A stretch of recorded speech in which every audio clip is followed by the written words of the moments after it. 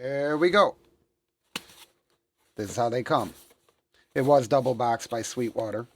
I had a 1900 version of this before in my studio for about a month, and I loved it. And I've been thinking about it ever since. Finally, Sweetwater, they dropped the price because they're coming out with the Neo version, and I jumped on one. This is the Elysia Xpressor, and we're going to do an opening, and then we're going to hear it on rock drums. So let's get started. All right, this is exactly what I expected. Let's check this out. This is the Elysia Xpressor. I own the X filter. This is the 500 series version. This company here, Elysia, blew me away. Every piece I've ever heard from them was really, really good. Now, the reason why I love this compressor is because of the feature set on it and the sound. It could be super clean or very dirty. Okay, we're going to go through and let me explain what we got going on. 12 drum mics, just how I always record them. I got kick in, sub kick, snare top and bottom, which is 57s, 421s on toms, stereo overheads, hi-hat, mono room, which is a U87, and then stereo room mic. All right. I have no plugins on at all or no outboard gear at all. The only thing I'm using is the Elysia Xpressor for right now. So we're going to hear what the Xpressor could do on its own. First, we're going to hear it bypass. And it's important to know that this Elysia Xpressor has a hard bypass, a true bypass. All right, so I'm going to leave it off for right now.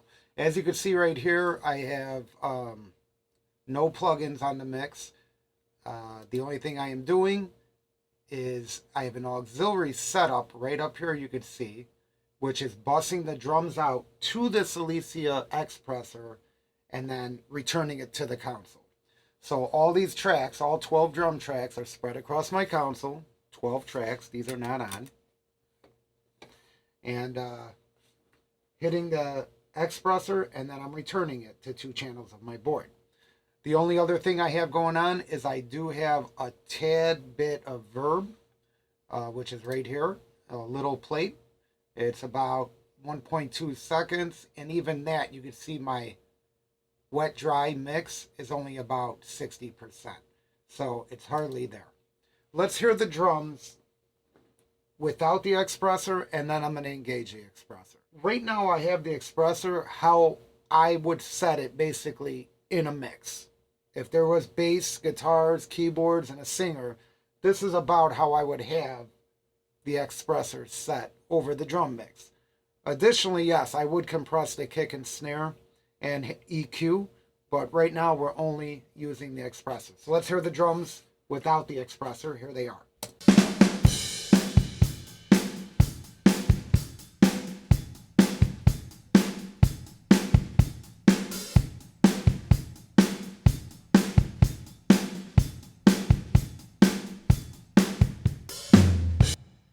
It's amazing what good mic placement with API and Neve preamps, good mics, that's what it sounds like in the room.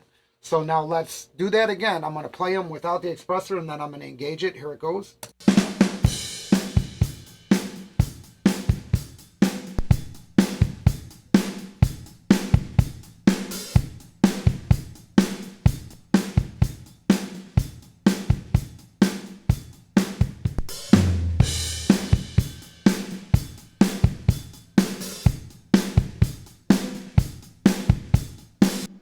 And you might say, isn't that a little heavy-handed? Well, I would dial it in depending on what was needed for the song.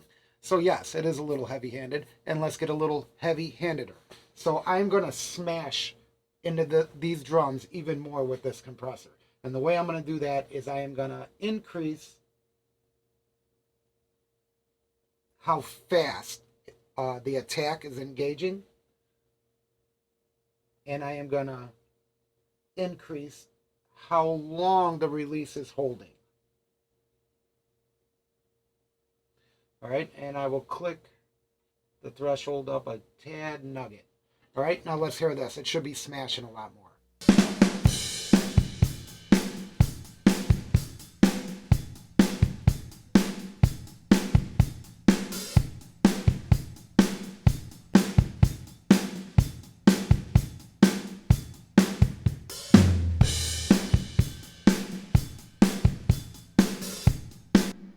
Now, it is smashing. You don't hear transients popping up through, but it does sound very good. And that's the thing about Elysia gear. It's almost impossible to make it sound bad.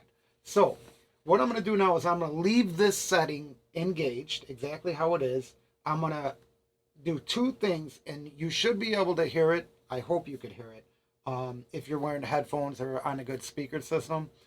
I am going to do two things. I am going to engage the high pass sidechain filter to where it's not going to affect the low end. Anywhere between, let's say, 70 and 120 hertz, I'm going to engage that. So you'll hear the kick drum become clearer. Then I am going to take the parallel processing of the wet dry mix, and I am going to put that down to about 40 to 60%. And we're going to hear how this heavy process drum compressor lets the drum shine through just a little bit and sounds really cool. All right, so let's do that. Here we go.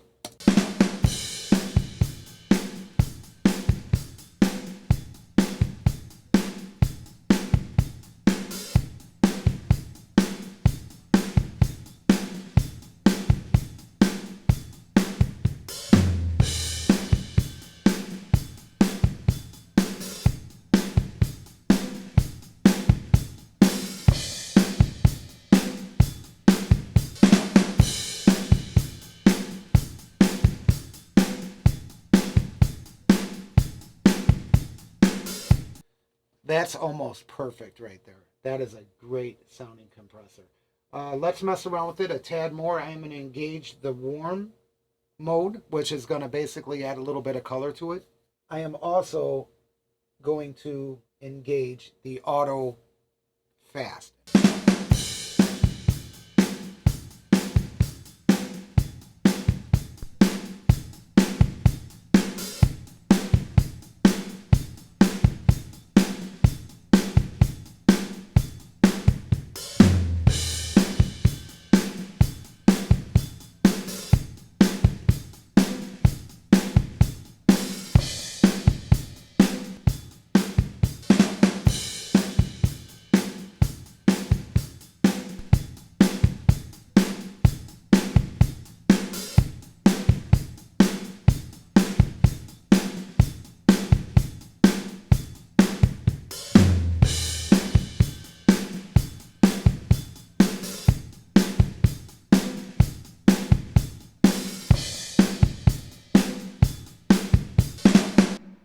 Okay, I sort of like it better without the auto attack engage, and the reason why I hear the snare elongated without it, and I like that more. So I'm going to take that out.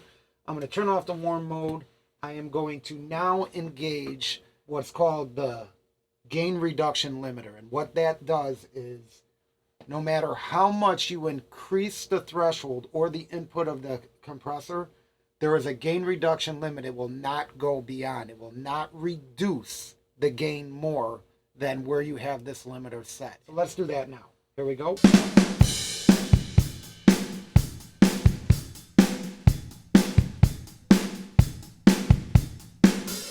Now I'm going to increase the threshold, play around with the attack and the release, and let's see what happens with this gain reduction limiter. Here we go.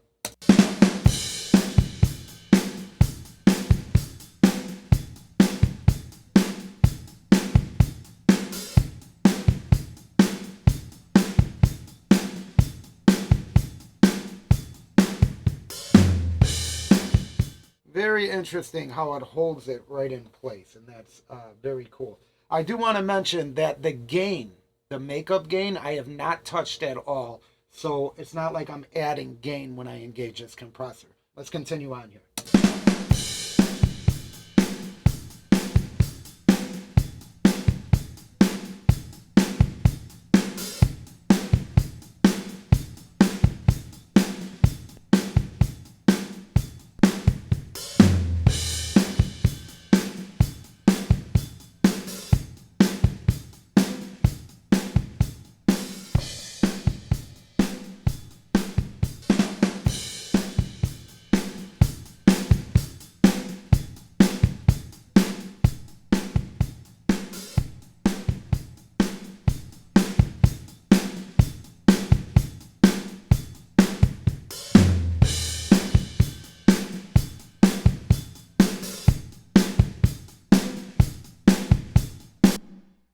just like the Germanium compressors, the parallel wet dry option is just something that should be on every compressor.